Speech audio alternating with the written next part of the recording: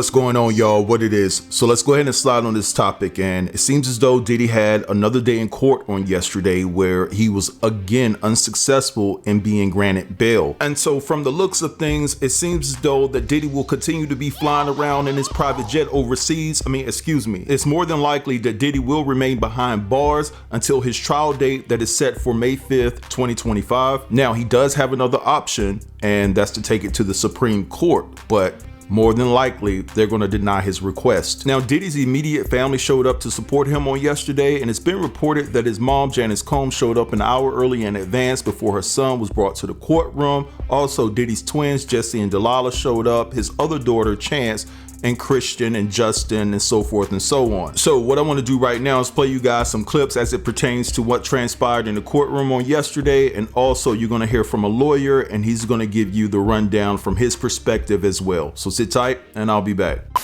I don't think Diddy getting out, y'all. His trial is set for May. He's not getting out. He's going to be there until the trial begins, it looks like. The judge said he didn't have Diddy's bail in front of him and said he will remain behind bars. Now, there is a lot of mudslinging. Diddy's lawyer is saying that the government decided to leak the tape about Cassie and tried to make him look bad in the community light. He lied.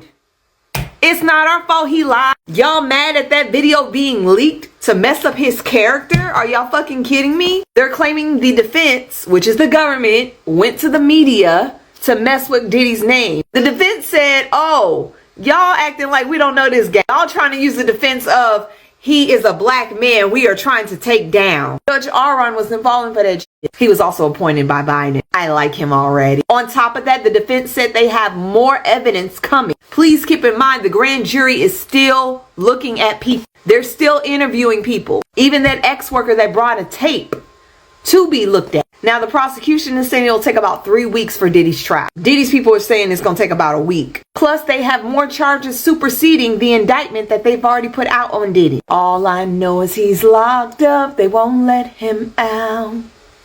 They won't let him out. He's locked up. Oh. Just got out of the Puff Daddy hearing. The three big takeaways from today. One, electronic evidence that the government says they may or may not be able to decrypt. They were discussing that by the end of the year, the government needs to turn over all the evidence they have in their possession. The government mentioned that they have seized about 96 personal devices. You're talking about cell phones, laptops, tablets, other hard drives. Of these 96, there are terabytes upon terabytes. I think they said 90 terabytes, some like really huge number, not what you would see every day, a lot of electronic data. And then they said, you know, some of this stuff we're going to be able to decrypt. Some of it we have not been able to decrypt, and we don't know if we will be able to decrypt it, which is very interesting. Number two, a trial date was set. The judge said all evidence turned over by the end of December, trial in May.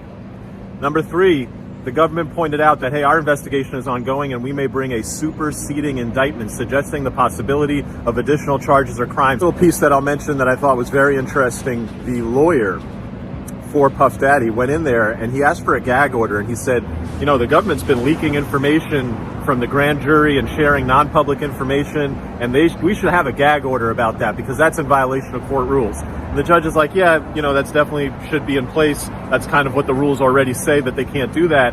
And then the government attorney came up and said, hey, Judge, I'd like to bring up the issue. That lawyer for Puff Daddy, he went on a TMZ documentary and he started calling us and saying this whole case is about trying to bring down a successful black man, and that's a violation of court rules too. And the judge looked back at Diddy's lawyer and said, what do you have to say for yourself? And he kind of just waved the white flag and said, oh yeah, we're not going to do none of that. Not a good look. You know, after he went on that TMZ documentary and made that whole line about Costco and this guy buys baby oil in bulk, to then get called out in open court about calling the prosecutor a racist and having no response to her saying, hey, you're making baseless accusations against us, and having no response. Not a good look. Diddy was handed another loss today. A panel of 3 judges rejected his request for immediate release while he appeals a judge's earlier decision to deny him bail, meaning he's still in jail. Now, this news came just hours after his court hearing here in Manhattan today. Bail was not discussed during that hearing, but a trial date was set for May 5th. Inside the courtroom were his 6 adult children and his mother who came in from Florida. They arrived in 2 black Escalades. Now, Diddy was transported in from the Metropolitan Detention Center in Brooklyn and entered through a side door. He was all smiles, waving to his family, and gave his attorneys a big hug. He was wearing a khaki shirt and matching pants. Here's the tea. His defense attorneys may request that tape of him brutally beating Cassie at a hotel be excluded from trial, and they also requested a gag order because they say the government unlawfully leaked the video to CNN because his lawyers say that it prevented him from getting fair consideration by the grand jury and that it tainted the jury pool. They went on to say they know it was the government because someone else would have tried to sell it to the tabloids, and they know it wasn't in Cassie's possession. Now, prosecutors say that video was taken after a freak-off and is a key piece of evidence. Prosecutors deny leaking it and say the defense is just trying to get it thrown out. As for the gag order, they say, wasn't it Diddy's attorney who gave an interview to TMZ accusing them of running a racist prosecution? In that interview, Diddy's attorney says that prosecutors are set on trying to take down a successful black man.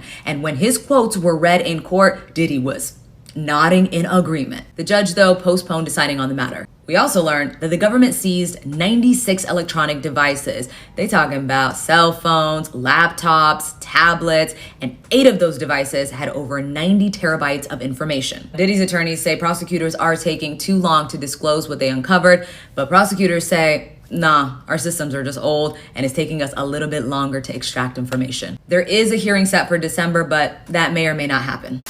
All right, so you guys just heard all of that. So what's interesting about this entire dynamic is the fact that a lot of people are not talking about what TMZ posted on yesterday. Yeah, you know, the famous media company where people say if TMZ didn't post certain news that people are trying to break, that they don't believe it unless TMZ put it out. That news media company, right? But anyway, I want to read you guys this particular portion of what TMZ posted as it pertains to how Diddy and his lawyers have seemed to have come to the conclusion that the Cassie video that leaked where Diddy was putting pause on her was a strategic move by the feds based off of the fact that there was a break in the case in the Trump trial, right?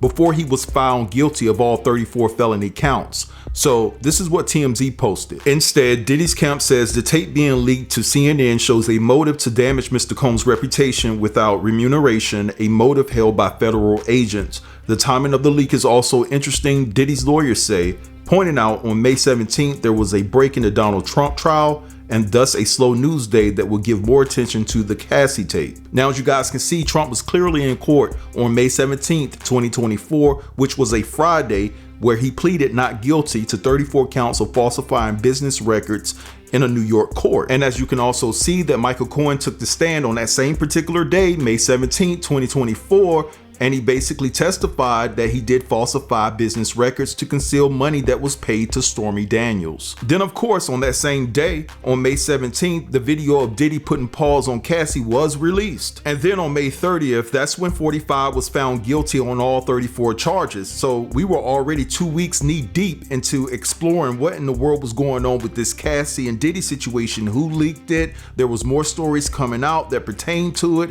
It was just a hot mess. So in retrospect, and if I'm honestly speaking, the community, my community, we were more focused on what was going on with the Diddy situation and less invested to the news that Trump was found guilty on all 34 felony charges. Now, don't get me wrong, we knew about it because it was publicized. He is the former president of the United States. But if we're gonna tell the absolute truth, y'all, about our community, and this is not to exclude anybody, everybody from all walks of life, you're definitely welcome over here, but I'm just telling the truth about my community. You guys know we messy. We messy as hell, right? Let's be honest about it. And when it comes to Trump being found guilty on 34 felony charges, it holds no weight to the video that dropped where we saw Diddy slugging it out with Cassie. And if you want to just dig a bit deeper, you can just tell by the views. You can post a video just solely about the presidential election versus at that particular time, the situation that went down with Cassie and Diddy, who's going to get the most views? The Diddy and Cassie situation, right? Because people are less invested when it comes to politics sometimes, right? Now, you could pose the question, is the timing of the Cassie video leaking and 45 being in court facing those 34 felony charges, was it just a coincidence, right? You know, because things can be just a coincidence, but it is a presidential election year. And listen, it's not above the realm of possibility that there was a strategic motive at the time of the release of the Cassie and Diddy video, right? Now, it could have nothing to do with 45, nothing at all, nothing whatsoever, but there's questions to be asked, right? Because what I find interesting is that when Diddy was in court yesterday, the prosecution actually argued that Diddy's lawyer was going on to all of these platforms saying that they were coming after Diddy based off his race, right? But they never mentioned about Trump pleading not guilty on May 17th being the same day that the Cassie and Diddy video leaked. That wasn't a topic of the conversation. Nobody has talked about that, and you heard the lawyer speak about it, and that didn't come up, because if it did, I'm pretty sure he would have spoke on it. So why wasn't that topic discussed in court? It just seems very strange to me. But in the grand scheme of things, 45 had nothing to do with Diddy creating that tape that we saw on May 17th, where he disrespected Cassie to the 10th power and really violated her to no end, turned her every way but loose. So it is your fault, Diddy, at the end of the day. Doesn't matter when the tape came out, but it could have been a distraction from 45. It just could have been.